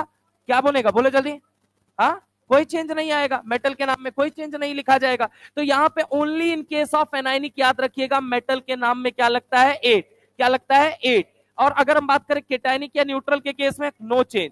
तो याद रखिए कोऑर्डिनेशन स्फीयर कितने तरह का होता है? 3, कैटायनिक, एनायनिक, न्यूट्रल। कौन रहता है इसके अंदर? 2 लोग, सेंट्रल मेटल एटम या सेंट्रल मेटल आयन। अगर हम बात करें और कौन रहता है? लीगेंड। लीगेंड कौन होता है? जो इलेक्ट्रॉन पेयर देता है। और ये सेंट्रल मेटल आयन कौन है? जो इलेक्ट्रॉन पेयर लेता है। इसलिए हम इसको क्या बोलते हैं? Lewis acid. इसको हम क्या बोलते हैं? Lewis base. कितने तरह का? On the basis of charge nature. कितने तरह का? 2, एक होमो और एक hetero. On the basis of charge कितना? 3, cationic, anionic, neutral. On the basis of bonding, classical, non classical. On the basis of density, mono, poly, ambi, flexi. कौन कौन सा? Mono, poly, ambi, flexi. ये 4 category के basis पे ligand को निर्धारित किया गया, यही बात आगे लिखी हुई है। चार्ज के बेसिस पे न्यूट्रल, कैटायनिक और anionic, denticity, monodentate, polydentate, एम्बीडेंटेड, bonding के बेसिस पे नॉर्मल और क्लासिकल, और अगर हम बात करें नॉन क्लासिकल और पाई एक्सेप्टर, और पाई एक्सेप्टर या पाई एसिड कह लो, दोनों बात होती है। आगे अगर हम बात करते हैं कॉम्प्लेक्स के बेसिस पे तो होमोलेप्टिक या हेट्रोलेप्टिक। अब ढंग से सुनना इस बात को, इस बात को अगर मैं आपसे बात करता हूं, यहां पे जैसे सवाल आया, right the name and formula of neutral monodentate ligand. अब देखो इसमें सब नहीं तुमको याद रखना है, लेकिन कुछ बात याद रखना है। क्या? सबसे पहली चीज NH3 के बारे में। NH3 को ऑर्गेनिक में क्या बोलते हो? अमाइन। क्या बोलते हो? अमाइन। यहां एक छोटा सा अंतर आएगा। अंतर किस बात का आएगा? ये बन जाएगा AMM, यहां क्या आ जाएगा? MMINE, अमीन। वाटर को अभी तक वाटर बोलते थे, जल बोलते थे, सब चलता था। यहां क्या बोलोगे? एक्वा। क्या बोलोगे? एक्वा। क्या बोलोगे? एक्वा। अगर हम बात करें ये क्या होता है? NO ग्रुप होता है। NO ग्रुप को क्या बोलते हैं? नाइट्रोसो। क्या बोलते हैं? नाइट्रोसो। क्या बोलते हैं? नाइट्रोसो। अगर हम बात करें PH3, PH3 को क्या बोला जाता है? फॉस्फीन। क्या बोला जाता है? फॉस्फीन। क्या नाम दिया जाता है? फॉस्फीन। PPH3, PPH3 का मतलब क्या हो गया? ये फॉस्फोरस है और इससे क्या जुड़ा? पीएच। क्या जुड़ा? पीएच। क्या जुड़ा? पीएच। तो PPH3 का मतलब क्या हो गया? Triphenyl phosphine. अब पीएच क्या होता है? तो पीएच कुछ नहीं होता है, ये सिंपल सी रिंग होती है, तो अपन इसको क्या बोलते हैं? इसी को क्या बोल देते हैं? पीएच। इसी को क्या बोल देते हैं? पीएच। तो यहां पे क्या लिखा हुआ है? Triphenyl, 1 2 3 triphenyl phosphine. इसका नाम क्या बनेगा? Triphenyl phosphine. क्या नाम बनेगा? Triphenyl phosphine. नाम बनेगा ट्राइफिनाइल फॉस्फीन। अगला है, एक ऑक्सीजन को क्या बोलते हैं? Oxygen, nascent oxygen. कितने ऑक्सीजन दिख रहे हैं? 2। नाम क्या बन जाएगा? Di oxygen. क्या नाम बन जाएगा? Di oxygen. अगर हम बात करें एक नाइट्रोजन को क्या बोलते हो? Nascent nitrogen. तो 2 नाइट्रोजन है, नाम क्या बने? Die nitrogen. क्या बन जाएगा? Die nitrogen. आगे आ जाओ। अब यहां से कहानी शुरू होगी। कहानी क्या? पहली गलती मैं तुमको बताता हूं जो तुमसे एग्जामिनर करवाएगा। वो तुम NH3 को देख के लिखोगे अमीन, वो 2 ऑप्शन देगा तुमको नेमिंग करवाते वक्त, एक में लिखेगा डबल एम और एक में लिखेगा सिंगल एम। जब भी CH3 से जुड़ा होगा NH3 तो उसके केस में अमीन नहीं बनेगा। याद रखिएगा, 2 एग्जांपल वो 2 ऑप्शन में चेपेगा। एक जगह लिखेगा डबल एम और एक जगह लिखेगा सिंगल एम। अब तुम तो पढ़े हो कि इनऑर्गेनिक में डबल एम कहा जाता है, लेकिन याद रखिएगा अगर मिथाइल या कोई ऑर्गेनिक ग्रुप जुड़ जाता है तो उसका नाम वही ओरिजिनल रहता है। ये अंतर क्यों क्रिएट किया गया? ये डबल एम क्यों लगाया गया? बस सिंपल सी बात मैं बताऊं कि ऑर्गेनिक और इनऑर्गेनिक को सेपरेट करने के लिए, दोनों को अलग अलग करने के लिए, अलग अलग नेमिंग करने के लिए हमने बस सेपरेट किया था। अदरवाइज कोई लॉजिक नहीं है इसका, अदरवाइज इसका कोई लॉजिक नहीं है। अगर हम बात करें कि जैसे कि आप देखिए मिथाइल अल्कोहल है, मिथाइल अल्कोहल बोले तो ये क्या रहा? CH3, ये क्या रहा? OH। पक्की बात है, बोलो हाँ या ना? ये क्या है? CH3 और ये क्या है? OH। अब ढंग से सुनना, यहां पे अगर हम बात करें ऑक्सीजन के पास क्या है? Lone pair. ये आराम से डोनेट कर देगा। ठीक है, अभी तक देखिए कोई चार्ज नहीं आपको दिख रहा है। मिथाइल अमीन, अब मैं बता रहा हूं, जो मैंने मार्क कर रखा है सिर्फ इसी को पढ़ के जाना है। एक NH3, एक H2O, एक NO, एक कौन सा? मिथाइल अमीन और एक कार्बोनिल। इनके अलावा बाकी सब वैसे बस नाम के हैं, सब एनसीईआरटी में गिवन है कहीं किसी चैप्टर में। जैसे ये आपका हाइड्राजीन है, वॉल्फ क्रिस्टनर रिडक्शन के अंदर जाके लिखा हुआ है, Clemmensen reduction, Wolff Kishner reduction. Urea जो है वोलर सिंथेसिस, जो जीओसी का पहला टॉपिक है, वहां लिखा हुआ है। Methyl alcohol, alcohol phenol ether में इसको नाम क्या दिया जाता है? वुड स्पिरिट नाम दिया जाता है, जो कि कैसा होता है? पॉइजनस होता है। ठीक है, एनसीईआरटी इनके बारे में लिखती है। तो ये सब लिखे गए, लेकिन पढ़ना सबको नहीं है, पढ़ना है NH3, H2O, NO और इधर से मिथाइल अमीन का नाम जानना और कार्बोनिल। अच्छा एक बात बताओ, इसको नाइट्रोसो बोलते हैं, इसको क्या बोलते हैं? नाइट्रोसिल भी बोलते हैं। क्या बोलते हैं? नाइट्रोसिल या नाइट्रोसो। तो एक बात तो, कार्बोनिल किसे बोला जाएगा? CO। किसको बोला जाएगा? CO। तो इसको क्या बोला जाता है? CO। थायो कार्बोनिल किसको बोला जाता है? थायो वर्ड आ गया मतलब सल्फर जुड़ेगा, और कार्बोनिल का मतलब क्या है? CO, SCO। अब अच्छा एक बात तो, डाई मिथाइल ईथर क्या बन जाएगा? CH3O CH3। Die silyl ether लिख देता तो क्या बनता? SiS3O SiS3। इसके बाद हाइड्रोजन क्या होता है? NH2NH2। क्या होता है? NH2NH2। यूरिया क्या हो जाता है बताना? NH2 C double bond O और आगे क्या हो जाता है? NH2। आगे अगर हम बात करते हैं मिथाइल अमीन क्या होता है बताइए जरा? तो CH3NH2। क्या हो जाता है? CH3NH2। ये क्या हो गया आपका? मिथाइल अमीन। क्या हो गया? मिथाइल अमीन। तो याद रखिएगा कि अगर हम आपसे बात करते हैं पहला अंतर, यहां डबल एम लगता है, मिथाइल कोई ऑर्गेनिक वाला जुड़ गया तो यहां पे डबल एम नहीं लगता है।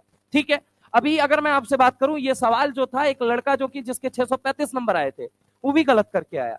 तो वो पता है क्या हुआ? वो एक टेस्ट सीरीज का सवाल लगा रहा, कह रहा था अमीन के नाम में तो डबल एम लगता है। मैंने कहा हाँ लगता है। कहता है यहाँ नहीं लग रहा है, देखिए आंसर सही माना है। तो मैंने कहा कि ऑर्गेनिक वाला है, ढंग से देखो, अगर ऑर्गेनिक वाला है तब डबल एम नहीं लगेगा, और एक बहुत बड़ा ब्लंडर क्रिएट करेगा जिस दिन एग्जाम में पूछ दिया तो, कि लोगों को लगेगा डबल एम, उसने ऑप्शन में दे भी रखा था मिथाइल अमीन, और एक जगह लिख रखा था मिथाइल अमीन। अब आधे लोग क्या अमीन लोगों ने पढ़ा है, अमीन खट खट खट मारेंगे, भैया गलती हो जाएगी, अगर ऑर्गेनिक वाले के साथ जुड़ा रहा तो उसका नाम बनेगा मिथाइल अमीन। और नहीं भरोसा है तो आप जाइए एनसीईआरटी की बैक एक्सरसाइज में क्वेश्चन चेक कर लीजिए, ये क्वेश्चंस दिए गए हैं। Anyway, come to the point again, अगर हम बात करते हैं ये जितने के जितने हैं, अगर आप देखेंगे यहां देखिए ये नाइट्रोजन है, जैसे कि NH3 की अगर हम बात करें तो NH3 है, ये नाइट्रोजन, ये हाइड्रोजन, और ये कौन है हाइड्रोजन, और ये कौन है हाइड्रोजन। ये कितनी तरफ से डोनेट कर रहा है, एक, क्या नाम बनेगा मोनोडेंटेट। अगर वाटर की बात करोगे तो ये रहा एक्वा, पानी की अगर हम बात करते हैं तो पानी के पास 2 लोन पेयर है, लेकिन डोनेट कितनी तरफ से करेगा, एक, तो ये क्या बना जाएगा मोनोडेंटेट। आ जाओ नाइट्रोसो के केस में, अच्छा ये बताओ अब यहां कौन डोनर होगा, ये बताओ पहले तो। अच्छा नाइट्रोजन डोनर है, कहां से डोनेट कर रहा है ये बताना जरा, लोन पेयर डोनेट कर रहा है। सीओ में कौन डोनेट कर रहा है, ऑक्सीजन ना, बहुत अच्छी बात। कार्बन डोनेट कर रहा है, पहले कार्बन और ऑक्सीजन में कितना बॉन्ड होता है पहले ये बताइए मुझे, 3 बॉन्ड होता है, आप ही मानते हैं मैं भी मानता हूं 3 बॉन्ड होता है, ये बात सत्य है यहां तक की। अब एक बात सुनिएगा, नाइट्रोजन के पास तो चलिए समझ में आए 1 2 3 ऑक्सीजन है, ठीक है मान लिया आपकी बात। यहां पे देखिएगा ढंग से 1 2 3, अब यहां पे क्या है बोलो जल्दी, लोन पेयर। अब ये डोनेट कर देगा, चलो ये बात समझ में आई। कार्बन के पास तो 4 ही इलेक्ट्रॉन होते हैं, 3 जब बॉन्ड बना लेगा तो लोन पेयर कहां बचा, यही हवा है, समझ रहे हो। सिनर्जिक बॉन्डिंग में अपन ने रट लिया, क्यों, क्योंकि सीओ अपन ने देख लिया, क्यों, क्योंकि एग्जाम में आ गया, रट लिया। पता ये नहीं है कि कौन डोनर है, कौन डोनेट करेगा, ठीक है। अभी सवाल अगर पूछा जाए कि कौन डोनेट करेगा तो आंसर क्या है, ऑक्सीजन या कार्बन, यही नहीं पता है।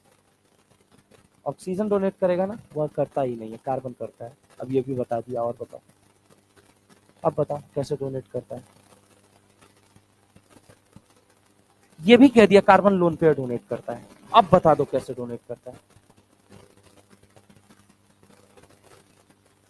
क्या चीज, बोलो बोलो क्या बोल रहे हो।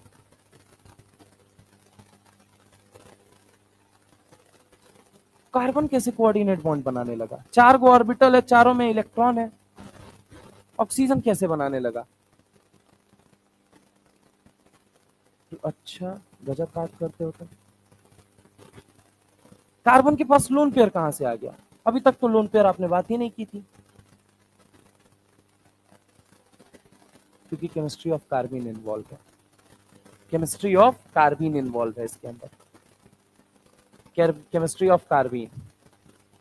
कार्बिन क्या होता है बताया है मैंने, बैक बॉन्डिंग के अंदर बताया है। अब बैक बॉन्डिंग की कॉपी खोलिए, वहां पे जाइए, देखिए CCl2CF2 का एक सवाल करा रखा है, खोलिए कॉपी,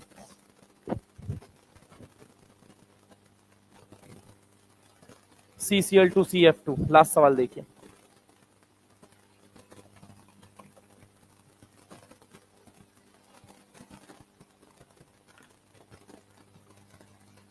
अब पूरे चैप्टर में सीओ का बहुत इंपॉर्टेंट रोल है, आज तक जब भी सवाल पूछा जाता है ये वो पोर्शन है जहां से लगभग लगभग ऑलमोस्ट सवाल पूछा ही जाता है। सिनर्जिक बॉन्डिंग पूरा चैप्टर पढ़ने के बाद चैप्टर से सवाल आएगा एक, और वही एक पॉइंट तुम्हारा खोखला होता है, ये प्रॉब्लम है।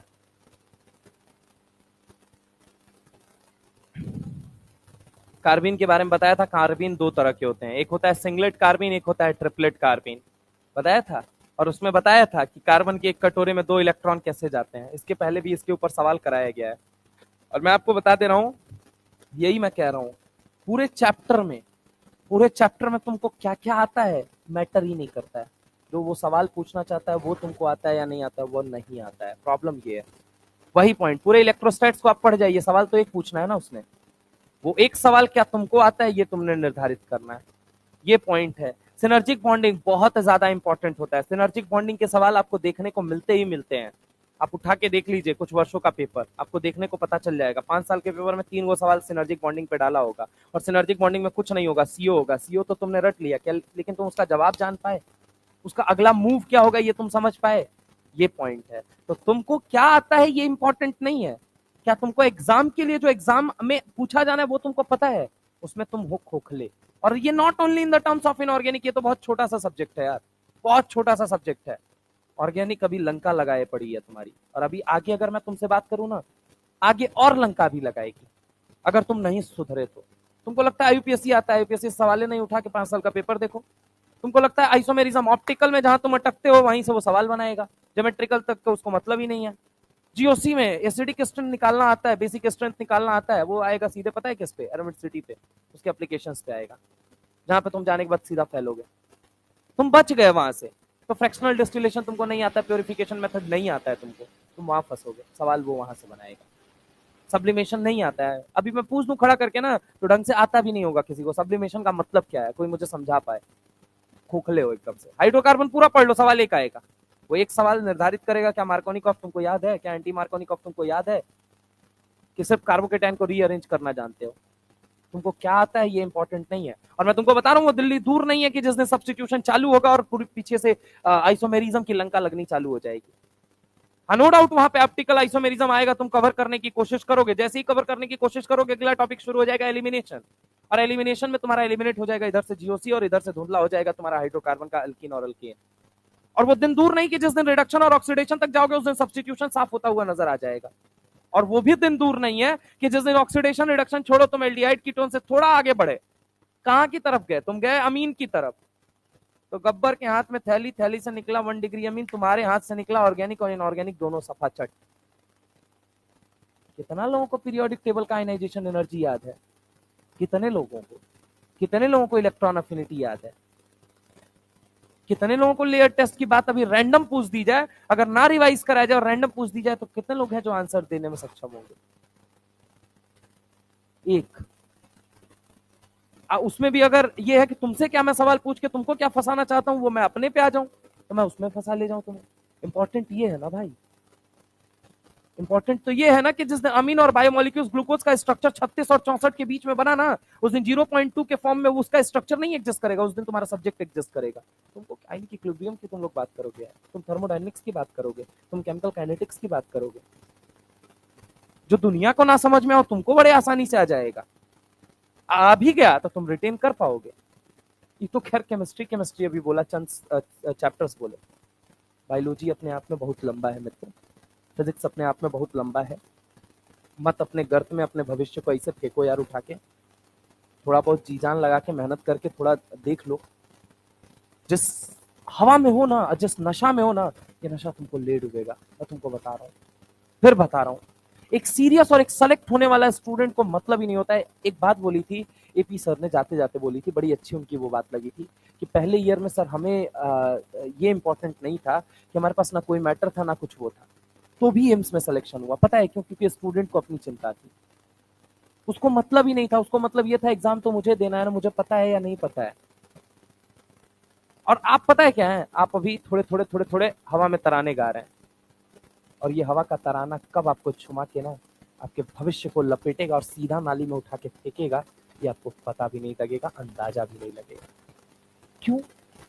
जो रिसोर्सेज आपके पास हैं, जो कैपेबिलिटी आपके पास है, जो टाइम आपके पास है, जो ब्रेन आपके पास है, वो 25 लाख भीड़ के पास है। Why you people are not getting this point only? जो आप कर रहे हो वो सब कर रहे हैं, तो आप सब में ही तो रहोगे, अलग कहां से निकलोगे? नशे से बाहर आओ, भविष्य की थोड़ी चिंता कर लो। 23 नवंबर है आज, 7 दिन बाद दिसंबर आ गया, समय बीतता है प्रतिक्षण में, नव अतीत के तुषार कल में, हमें लगाकर भविष्य की रण में खुद कहां छिप जाता है, सब जीवन बीता जाता है, सब जीवन बीता जाता है। थोड़ा सा इस पे ध्यान दो। नहीं सीरियस हो गए बेटा, नॉन सीरियस स्टूडेंट का एंटायर लाइफ में मैंने सिलेक्शन नहीं देखा, सिलेक्शन ही देखा है, कितना देखा है, हजारों हजारों नंबर नहीं देखा है, कुछ गिने चुने हैं जो बढ़िया कॉलेज में बैठे उन्हीं को बस याद है, और उसमें बहुत ज्यादा लिस्ट नहीं होगी, होगी 45-50 की जो टॉप कॉलेज में बैठे हुए हैं, उनको मैंने कभी नॉन सीरियस देखा ही नहीं, आज तक नहीं देखा, आज तक नहीं देखा। आज तक मतलब उनको देखा ही नहीं। मतलब मैं तुमको बताऊं, जितना मैंने एक एक ऑब्जर्वेशन मेरा रहा है, जितने बहुत तगड़े कॉलेज में पहुंचे हैं ना, शुरू से सब सीरियस थे, बहुत सीरियस थे। उनको मतलब ही नहीं है दुनियादारी। अच्छा एक चीज और बताता हूँ, उनकी एक और ब्यूटी मैंने देखी है, उनको कोई कुछ बोले में ना तो भी नहीं फर्क पड़ता है। दे आर जस्ट लाइक कि बड़ा पेशेंस लेवल बड़ा हाई होता है उनका, बहुत हाई होता है। कोई कुछ बोले फर्क ही नहीं पड़ता है, इग्नोर होता है ना। उसकी कंप्लेन करने आना कभी कि उसने ऐसा बोला, उसको फर्क ही नहीं पड़ रहा है, अलग ही डायरेक्शन में वो अपना बहते जा रहा है, और तुम अभी भी अलग डायरेक्शन में बहते जा रहे हो। And you will be the part of भीड़ ओनली, नॉट भीड़ से अलग हट के जो निकलता है उसी की पहचान बनती है। आप उसी रश उसी भीड़ के हिस्से हैं। निर्धारित कीजिए, नवंबर है ये, कब निर्धारित करेंगे? जीवन का कल कब निर्धारित होगा? अब कब मतलब होगा? क्या दिसंबर में भी आके? दिसंबर में क्या, दिसंबर में तो और बर्डन अब बढ़ जाएगा। फिजिकल इधर से एक समाप्त हो रही है, उधर से एक चालू हो रही है। कल कल कल कर लेंगे सर, ऐसा कर लेंगे सर, वैसा कर लेंगे। अपने किसी अनऑथेंटिक प्लान को एग्जीक्यूट करने से बेहतर है अपनी लाइफ में किसी ऑथेंटिक प्लान के साथ गो अहेड करिए। मेरा ये प्लान है, मैं ऐसा ऐसा कर लूंगा, वो कभी नहीं होना है। ये बात समझिए आप बात को। और आप अभी भी उसी नशे में है, और ये नशा ले डूबेगा। इस नशे का अंत बहुत बुरा होगा। बुरा मतलब क्या होगा? वही बात है, निराशा हाथ लगेगी, दुख होगा बस, और कुछ नहीं होगा। और उस समय दुख होगा तो कोई सुनने वाला नहीं होगा। उस समय लगेगा काश कर लेता, और वो ये काश वर्ड जो रोक लेता है ना, बस वही निकल जाता है। करूं क्या क्या फिर? क्या करना उचित? आपको क्या लगता है क्या करना चाहिए इस टाइम पे? टेस्ट लगाना आप लोगों ने चालू किया अभी तक है? टेस्ट लगाना चालू किया आपने? नीट का पेपर ट्राई करना चालू किया आपने? नीट का पेपर चालू किया आपने ट्राई? नहीं। अभी हम सर लेक्चर लगा रहे हैं, अभी हम सर नोट्स बना रहे हैं। जिस टाइम पे इस टाइम पे आने के बाद पेपर के इस प्लेग्राउंड पे आपको उतरना चाहिए कि 1/4 पेपर्स के साथ अब हम डील करें। You people are still mugging with the lectures, you people are still mugging with the what, mugging with the notes. You people are trying to make notes. हमें नोट्स बनाने से सिलेक्शन होगा? नहीं। अभी ग्राउंड पता है क्या था? 1/4 पेपर सॉल्व करना। पहले पेपर लेके उतरे, नहीं हो सकता था। 1/4 के साथ अब पेपर प्लानिंग चालू होनी चाहिए थी आपकी। लेकिन आपके पास प्रॉब्लम पता है क्या है? टाइम बहुत है। दिक्कत ये है, मानिए दोस्त मानिए, टाइम बहुत है, ये प्रॉब्लम है आपके पास। और इस टाइम का सही उपयोग करना ये आपको पता नहीं चल रहा है। क्यों नहीं पता चल रहा है? Because you people are completely out of context. जब सिलेक्शन का कोई मेजरमेंट होता है ना, सिलेक्शन का, अब आप जैसे आज जगेंगे, सर करें तो करें क्या बताइए? आज जगने का ये वक्त है, और ये क्लास में जगने का वक्त नहीं होता है। आपका अपना प्लान रेडी है? सर मेरा ये लाइफ का ये स्केड्यूल है, ये टाइम जा रहा है।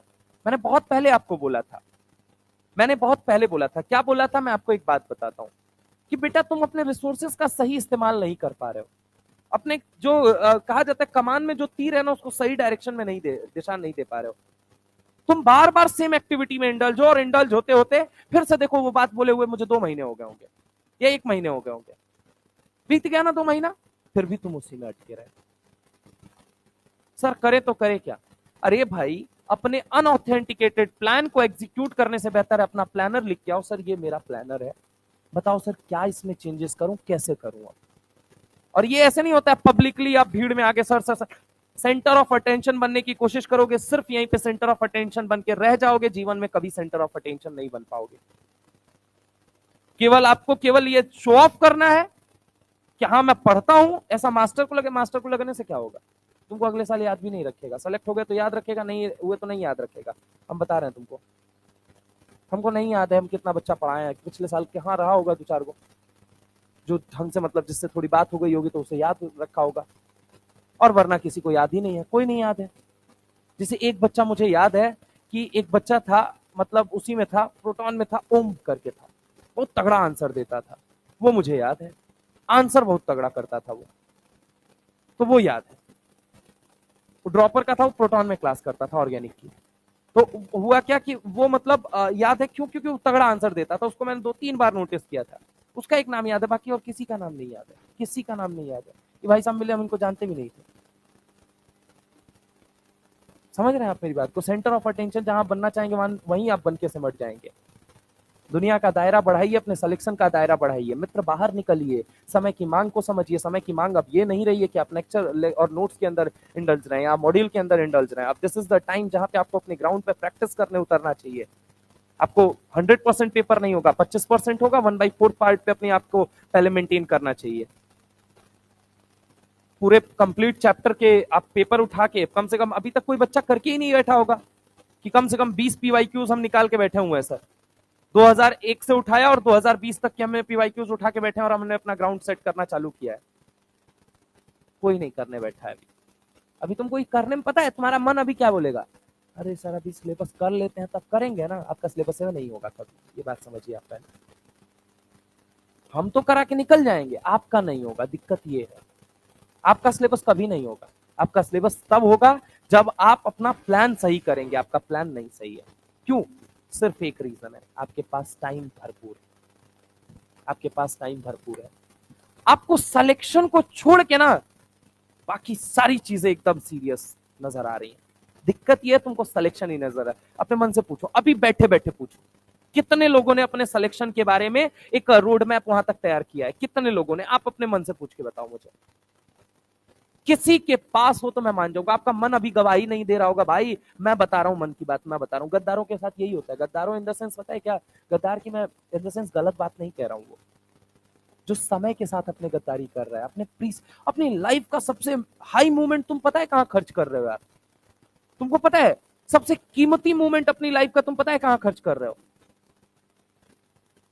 तुम सोचो तुम कहां खर्च कर रहे हो। तुम सोचो कि कोई भी प्लान ना बनाने में खर्च कर रहे हो, अपनी लाइफ का कोई गोल सेट ना करने में खर्च कर रहे हो, अपने आप को और चीजों से बहुत दूर ले जाने में खर्च कर रहे हो। और तो और इधर उधर बस अपने उसमें। देख बेटा, मैं तुझको एक बात बता दे रहा हूं, इनमें से तुझे लगता है ना एगो दोस्त 4 साल बाद याद, अगले साल की बात नहीं कर रहा हूं मैं तुझे, 5 साल बाद इनमें से कौनों अगर याद कर ले एक दूसरे को तो कहना हम भी तैयारी किए हैं यार, हम भी उस जगह पे बैठे रहे, हमको भी पता है वो चीज। 5 साल बाद एक दूसरे के कांटेक्ट में कौनों नहीं होगा बे, कौनों नहीं। और यही वो दोस्त होगा जिससे तू 450 नंबर 350 नंबर लाने के बाद मुंह छिपाएगा, बताने में तू डरेगा। पूछ ले अपने मन से, तू इन्हीं से यही जो तेरे आजू बाजू बैठ रहे हैं ना, ये जब तेरे नंबर को पूछेंगे ना, तू इनको कहेगा 350 नंबर होंगे, तू बताएगा 550 नंबर। इन्हीं से तू डरेगा। और ये प्रीवियस एक्सपीरियंस भी यही रहा है तेरा, और अभी भी तू यही कर रहा है, और तू कर ले। और रास्ता कोई किसी को बताता नहीं है, बहुत क्लियर सी बात, एक बात मैं बता रहा हूं, रास्ता खुद बनाना पड़ता है अपना। आप अगर ये सोचो कि आपको कोई रास्ता बताएगा, बहुत बड़े भ्रम में हो भाई, बहुत बड़े भ्रम में हो। एनीवे, दूसरी टीचर की क्लास है, उनको ले